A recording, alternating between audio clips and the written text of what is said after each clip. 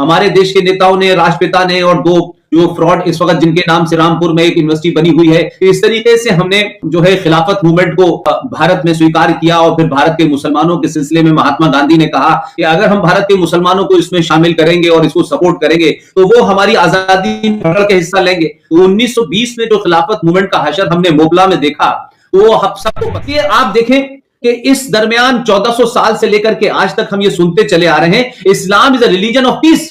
उनका नैरेटिव 1400 साल से यही है, उसमें कुछ नहीं बदला। हम एक ऐसे मजहब के बारे में बात कर रहे हैं जिसकी उत्पत्ति में लेकर के और आज तक हिंदुस्तान का सनातनी हिंदू जो है वो एक गफलत में रहना चाहता है, वो लड़ना नहीं चाहता, इसलिए अलग अलग तर्कों से उस लड़ाई से बचने के लिए, को छुपाने के लिए उसके ऊपर एक आदर्श की चादर ओढ़ लेता है। ये देखिए साहब, पूरे विश्व हमारा घर है, हम तो विश्व कुटुंब की बात करते हैं, हम तो सबकी भलाई की बात करते हैं। अरे विश्व कुटुंब की जब बात करोगे जब अपना घर सुरक्षित होगा, घर आपका टूट गया है और आप विश्व की बात कर रहे हैं। इसके 5% रह जाएगा मुसलमान, उसको भाईचारा लगता है, गंगा जमुना तहजीब लगती है, तब वो बात एपीजे अब्दुल कलाम की करता है, तब वो बिस्मिल्लाह खां की बात करता है, 15% में वो रामपुर हो जाता है।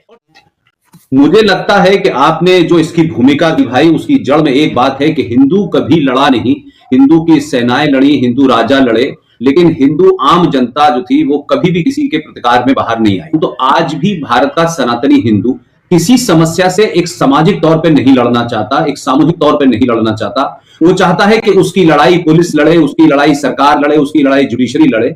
और यही वजह है कि सरकारें आई, सरकारों ने अपने नफे नुकसान के हिसाब से काम किया, लेकिन समाज कभी भी संगठित नहीं हो पाया, समाज कभी उन खतरों को समझ नहीं पाया और समाज ने कभी उसकी एक चुनौती के रूप में प्रतिकार नहीं किया। लिहाजा सरकारें के बल पे रहना और फौज के बल पे रहना और पुलिस के बल पे रहना, ये हमारे एक तरीके से कहने जनरेशन टू जनरेशन हम इस तरफ आए। और इस दरमियान में एक दो बड़ी बातें हुई, वो ये कि एक तो खासतौर से हमारे अपने समाज के लोगों ने, जितनी भी आप ये कह सकते हैं कि जो हमारे ऐसे पुरुष थे या ऐसे हमारे महान लोग थे जिनसे हमारे अंदर एक पुरुषार्थ की भावना जागती है, एक सम्मान की भावना जागती है, हमने उन्हें मिटा दिया। और तमाम वो लोग जिन्होंने उस समय के साथ कंप्रोमाइज कर दिए, सर्वाइवल की लड़ाई लड़ी कि भाई हम थोड़ी देर के लिए सर्वाइव कर जाए, फिर हम कुछ और करके सर्वाइव कर जाएं, तो तिलक मिटा करके सर्वाइव किया, लोगों ने चोटी हटा के सर्वाइव किया। तो धीरे धीरे अब हमारी एक इस तरीके की नियति बन गई है कि हम खुद न खोना चाहते हैं। लिहाजा आज की परिस्थिति में हम देखें कि भारत के अंदर अगर आप देखें तो इस्लामिक आज जो है, मैं मानता हूं आज भी पूरे जोर और एलानिये के साथ चल रहा है। और हम भारत के वासी आज भी क्षणिक तौर पर किसी घटना पे प्रतिक्रिया देना या किसी के एक्शन पे रिएक्शन देना ही अपना हिंदुत्व या सनातनी समझते हैं।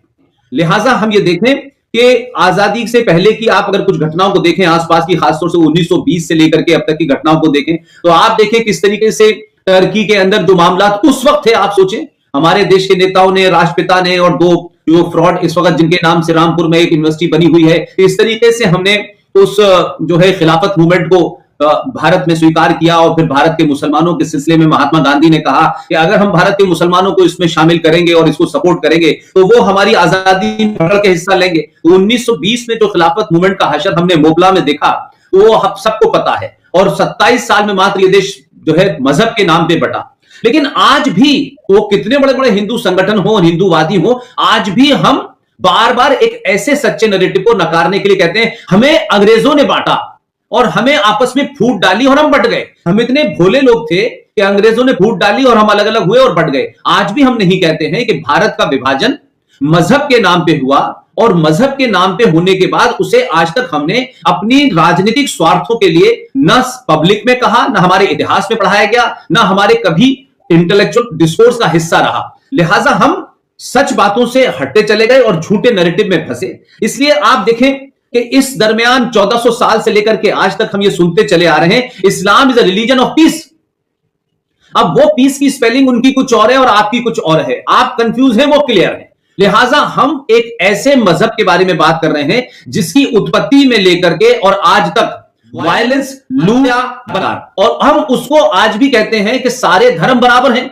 अब हमारी और आपकी जनरेशन में तो लोगों ने कुछ पढ़ लिया, समझ लिए, लेकिन अभी भी नेक्स्ट जनरेशन में बार बार ये कहा जाता है और अक्सर बहुत सारे लेक्चर्स में लोग कहते हैं कि देखिए पुष्पेंद्र साहब सारे धर्म बराबर हैं। तो मैं ये समझ नहीं पाता कि आखिर ये नैरेटिव निकलते कहां से हैं। सारे धर्म बराबर हैं, ये गंगा जमुना तहजीब, ये हम भाई भाई हैं। तो मैं बार बार सोचता हूं कि भाई मेरे धर्म और मजहब में फर्क है।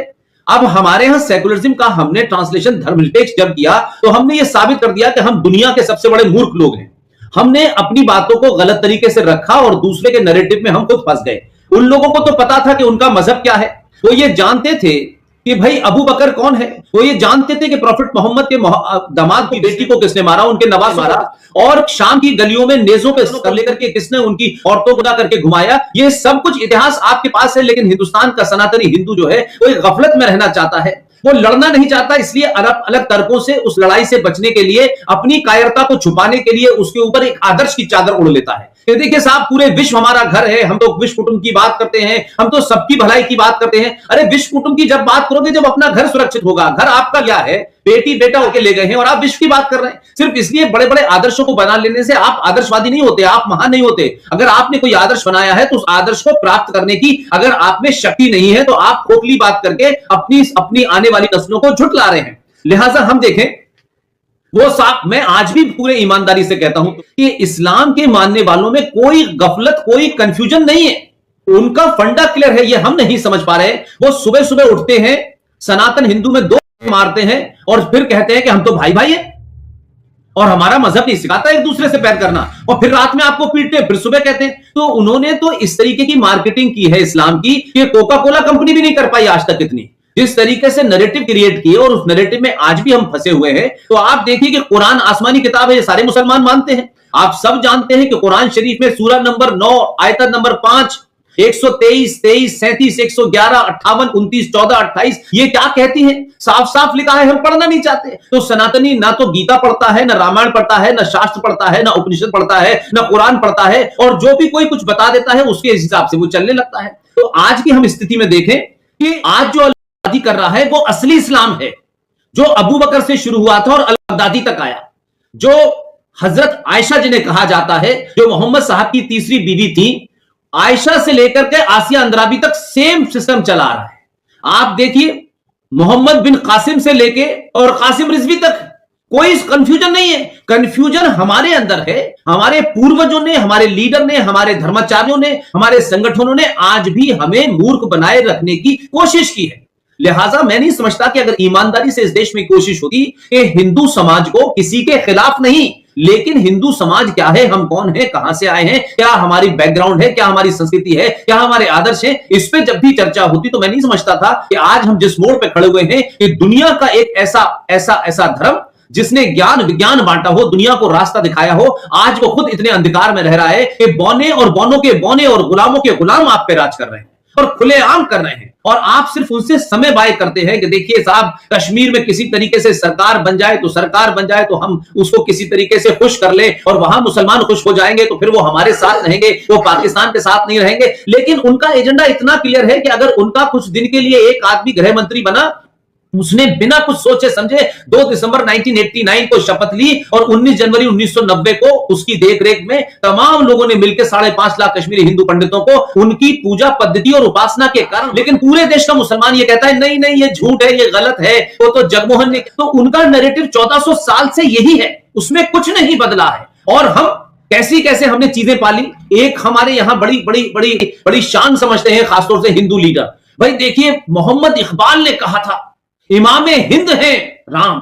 अब किसी से ये पूछो कि इमाम हिंद है राम, ये मोहम्मद इकबाल ने कहा था जिसके पूर्वज सप्रू थे, और हम इस बात को बड़े उससे कहते हैं कि इमाम हिंद थे राम। तो तमाम वो लोग जो आज भी पुराने इतिहास से और 47 के बाद से और आज भी हम ये देख रहे हैं कि आज भी हम उसी कंफ्यूजन में हैं। आज भी हम जब बात कहते हैं तो हमारे हिंदू समाज के बच्चे ही बहुत सारे सवाल हमारे ऊपर उठाते हैं। कोई कहता है कि कुरान में भी अगर वायलेंस है तो गीता में भी है। तो मैंने कहा गीता का कुरान से कोई कंपैरिजन नहीं है। गीता किसी हिंदू धर्म की किताब नहीं है और धर्म और मजहब के बारे में लोगों को नहीं पता। तो इस तरीके के बहुत सारे कंफ्यूजन है। लिहाजा मुझे लगता है कि कोर्ट के द्वारा कुछ फैसलों पे भी हम मानने को तैयार नहीं होते। कुरान तो हम छूते भी नहीं है, पढ़ते भी नहीं है, देखते भी नहीं है, और जो मुसलमान हमको बहलाता है। इसलिए आज हम एक नई नई बीमारियों से ग्रस्त हो गए हैं, लैंड जिहाद से ग्रस्त हैं, लव जिहाद से ग्रस्त हैं, तमाम ऐसी बातों से ग्रस्त हैं। इसलिए 5% होने वाला मुसलमान उसको भाईचारा लगता है, गंगा जमुना तहजीब लगती है। तब वो बात एपीजे अब्दुल कलाम की करता है, तब वो बिस्मिल्लाह खां की बात करता है, 15% में वो रामपुर हो जाता है और 40 और 50% में वो कश्मीर और केरला और कर्नाटक बना देता है। तो कंफ्यूजन हमारे अंदर है।